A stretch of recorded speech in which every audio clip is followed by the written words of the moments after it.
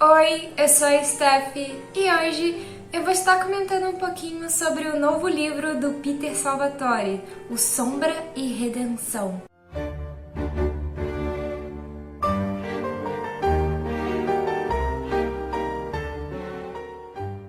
Essa não é a primeira vez que eu abordo as obras do Peter aqui no canal.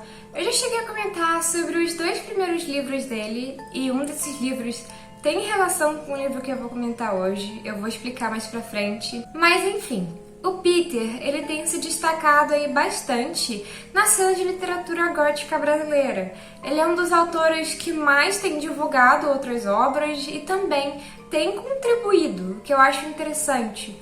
Eu tenho observado que vem surgindo várias pessoas agora com interesse em produzir obras assim, às vezes não necessariamente góticas, mas fantasias sombrias, e é bem interessante ver esse tipo de coisa do ponto de vista de pessoas brasileiras. Então, se você também for um escritor, ou quiser me recomendar alguma outra obra desse estilo, fique à vontade, eu com certeza vou dar uma conferida. Mas agora, voltando a falar sobre o livro, ele é um spin-off do outro livro que eu já comentei aqui no canal, que é o Alma de Caos e Trevas. Esse livro em específico é uma fantasia sombria, ambientada nos anos 2000, parte no mundo real, parte num outro mundo, tá? E o livro tem mais de 1000 páginas. É uma fantasia bem complexa, com um monte de criaturas diferentes, com um universo muito bem construído, tudo muito detalhado. É uma obra que tem muita coisa, assim, para conhecer, digamos. Além de todo o universo, que por si só já é muito complexo, a gente também tem vários personagens que também são bem complexos. E é por isso que esse livro precisou de um spin-off, porque uma parte da história ela é meio que separada, sabe? Ela é de outro ponto de vista, em outra parte, outra região lá do universo do livro. Então, se essa parte da história entrasse no livro principal, ele ficaria com o quê? Quase 2000 páginas. Então, foi meio que necessário para que o livro ficasse um pouco mais harmonioso e não ficasse tão maçante, eu diria. E na minha opinião, foi uma ótima ideia do Peter fazer essa separação, tá? Não afetou a obra principal e ainda adicionou coisas que a gente ficava um tanto curioso quando a gente lia a obra principal. Então, pra mim foi perfeito, foi uma ótima escolha. E hoje eu vou tentar contextualizar mais ou menos a história, para que vocês entendam onde o spin-off começa. E também vou comentar um pouquinho sobre o que eu achei do livro. Então, no livro principal, a gente tem todo um desenvolvimento dos personagens antes da parte mais fantasiosa. Digamos assim que o começo do livro se passa no mundo real. E a gente vê os personagens se conhecendo, formando o grupo que vai protagonizar toda essa aventura. Enfim, é toda aquela coisa de realmente desenvolvimento de personagem e o descobrimento de Mystical Gloom, que é esse mundo esquisito onde se passa toda a fantasia. Já o spin-off, ele começa, digamos assim, no começo da aventura.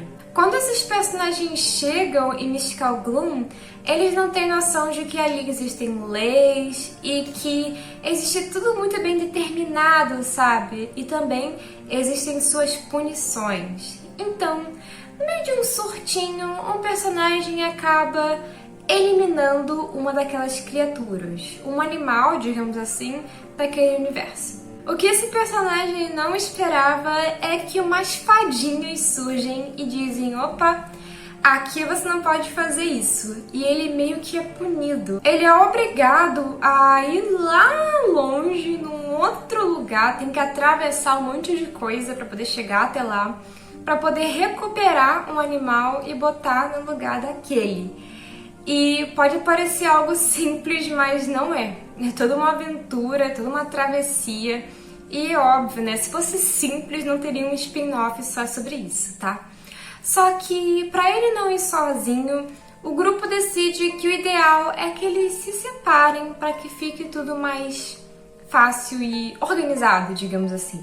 Então vão os dois personagens, o Orfeu e o Darin, para fazer essa missão que na cabeça deles Parece até que é simples, só que a gente sabe que não vai ser. No livro principal, a história segue com a outra parte do grupo e eles vão continuar seguindo a jornada deles em Mystical Gloom para poder, digamos assim, quebrar a maldição que assola eles. Não vou abordar tanto sobre isso porque aí já é o livro principal e é toda uma história complexa e outro rumo, digamos assim. Mas o que eu garanto pra vocês é que o spin-off e o livro principal se encaixam muito bem, tá? É isso. Por ser um spin-off, muitas pessoas se perguntam: será que eu preciso ler o livro principal para poder entender a história desse? Então, o próprio autor deixou lá na Amazon, não sei se deixou no Instagram também, avisando que não, que você não precisa ler o livro principal, até porque ele realmente deixou lá muito de explicação sobre tudo e também um contexto onde a história começa, tá? Como eu li o livro, eu notei isso também, realmente é verdade, tá tudo lá explicadinho. Só que assim, honestamente, eu acho que é mais ideal você ler o livro principal também. Nem que seja depois de ler o spin-off. Mas é porque no livro principal a gente vê um pouco mais dos personagens, tá? Dos dois personagens desse spin-off. A gente vê como eles se conhecem, enfim, né? Tem todo um desenvolvimento que já existia antes do spin-off. Então, na minha opinião, tipo, não é obrigatório, mas é legal. Eu li os dois e eu acho que funciona bem assim, tá? Mas aí é por conta própria, você decide o que você acha melhor. Esse spin-off é bem mais curto, mas ele também não é tão curto. Eu acho que ele tem 363 páginas, tipo, não é tanta coisa, mas também não é tão curto assim. Você pode ler no Kindle, tá? Eu acredito que ele ainda não saiu em versão física e não sei se vai sair, porque como o Peter é um autor independente, esse tipo de coisa é bem complicada, né? E quando sai em versão física, às vezes acaba saindo também um pouco mais caro que um livro comum, justamente por ser um livro mais independente e que às vezes é publicado por conta própria, sabe? Tipo, ele não é igual a outros tipos de livro, tá? Pode ser que um dia realmente o Peter consiga publicar os livros de uma forma um pouco mais acessível, mas infelizmente é bem complicado. Então o Kindle é um grande salvador nesse momento, porque a gente consegue comprar os livros bem baratinhos, às vezes por menos de R$5, então fica bem acessível, tá? E também tem aquele negocinho do Kindle, que eu esqueci o nome, que se você for assinante, o livro sai meio que de graça, tá? Então também tem essa opção. O livro você pode comprar na Amazon, eu comprei lá, e eu acho que no momento é o único lugar que está disponível. Mas se tiver outro, eu vou colocar na descrição do vídeo, beleza? E agora eu vou contar o que eu achei sobre o livro. Então, desde o primeiro contato que eu tive com Alma de Caos e Trevas, que é a primeira obra de fantasia, assim, sombria, eu acho, do Peter, pelo menos a mais complexa, eu pensei, o Peter é um ótimo autor para esse tipo de coisa. Eu sei que muita gente vai ler os livros dele por conta dos personagens, por eles serem personagens alternativos, interessantes, por ter casais também interessantes, tanto casais héteros quanto casais LGBT nas obras dele. Então, muita gente vai de olho nisso, né? Muita gente hoje em dia só lê livros por causa dos casais, isso acontece, tá? E eu entendo perfeitamente quem tem preferência por livros assim. Só que, na minha visão, o que mais se destaca nas obras dele é toda a construção de universo, as criaturas, as cenas de batalha, é tudo muito bem escrito, é realmente cativante, tá? Então isso pra mim é o que mais chama atenção nessas duas obras dele, tá? É muito bem escrito, na minha visão. Eu nunca tinha lido nada assim, nada recente, pelo menos assim, na literatura brasileira. Então isso me chamou muita atenção quando eu li. E, novamente, eu entendo que muitas pessoas às vezes vão só por causa de casais ou de personagens, mas esse é o meu ponto de destaque das obras dele. Falando agora sobre os personagens, já que é um ponto que a maior parte das pessoas se interessam nas obras do Peter, eles são personagens bem complexos e que também são bem opostos. O Darling é um personagem mais durão, mais na dele, um pouco agressivo, é aquele tipo de personagem que é poucas ideias, é pouco papo, tá? O Orfeu é o oposto, como eu disse pra vocês. Ele é um personagem que fala o tempo todo, faz piada o tempo todo e tem um humor bastante duvidoso, tá?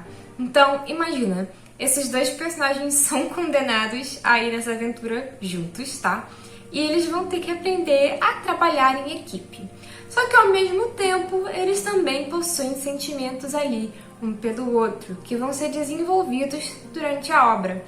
É aquele tipo de relacionamento que demora um pouco para acontecer, então se você gosta de ler esse tipo de história, né, com relacionamentos assim, você vai gostar. E também tem toda essa questão dos dois se odiarem a maior parte do tempo, mas ao mesmo tempo irem criando ali um relacionamento, tá? Então é uma característica que muita gente gosta também em obras, tá? Mas tenham em mente que por mais que tenha um casal no livro, o desenvolvimento deles é aquele tipo de coisa que você tem que se agarrar enquanto tá ali, porque a maior parte do tempo é muito mais aventura e os desafios que eles enfrentam do que só momentos, digamos assim, românticos, tá? E voltando a falar sobre o universo aí do livro, então, os personagens vão passar por vários tipos de ambientes diferentes, tanto lugares cavernosos e bizarros, quanto lugares completamente congelados e enfim. Nesses lugares que são mais cavernosos, vocês vão ver algumas criaturas muito estranhas, um pouco Lovecraftianas, sinceramente. E eu fiquei surpresa, porque eu não tinha reparado isso lá na página do livro, mas até em destaque realmente que tem um pouco desse tipo de horror no livro. E quando eu li essas partes do livro, eu pensei, caramba, isso aqui é meio Lovecraftiano, né? E realmente tinha uma inspiração ali por trás, tá? Então, eu achei isso o máximo. Além disso, eu também consegui notar que tem bastante coisa que teve inspiração de Resident Evil, que eu já notei que o Peter gosta, porque o Peter já colocou em outras obras também. Então tinha muita coisa que eu li ali, e aí eu lembrava de alguns cenários de Resident Evil, e eu gostei porque eu sou muito fã de Resident Evil. Enfim, pessoal, esse foi um livro que eu gostei bastante, era um livro que eu costumava ler antes de dormir, então acabei criando um certo conforto, agora não tenho nada para ler antes de dormir, né? Tenho que comprar alguma outra coisa lá no Kindle. Mas enfim, eu gostei muito, não sei se vocês também vão gostar, mas deixa essa recomendação, tá? Esse vídeo não foi parceria, patrocínio, nada do tipo, eu só realmente me interessei e quis falar sobre o livro. Como eu já tinha comentado sobre outros livros do Peter, eu achei que era justo comentar sobre esse também, tá? Principalmente por ser um livro que tá tão acessível, ele tá super baratinho e tem dia que dá umas doideiras lá que fica ou quase de graça ou de graça, então é sempre legal ficar atento a esse tipo de coisa, tá? Comprar livros pra Kindle geralmente é mais acessível e tem sido a única forma que eu tenho comprado livros atualmente, porque livro físico tá caro e pra mim não dá no momento, tá? Então o Kindle tem me salvado recentemente. E é isso, pessoal! Vocês conhecem as obras do Peter? Chegaram a ler alguma? Ou essa? Ou, enfim, tem curiosidade em ler? Eu espero que sim, porque elas são bem divertidas, são bem construídas e mesmo tendo um monte de coisas um tanto grotescas às vezes, elas também têm seus momentos mais delicados, tá? Então, é uma leitura que eu recomendo, principalmente para um público mais jovem que quer ver personagens assim, mais alternativos e descolados, digamos assim, tá? Então, fica aí essa recomendação e é isso, até mais!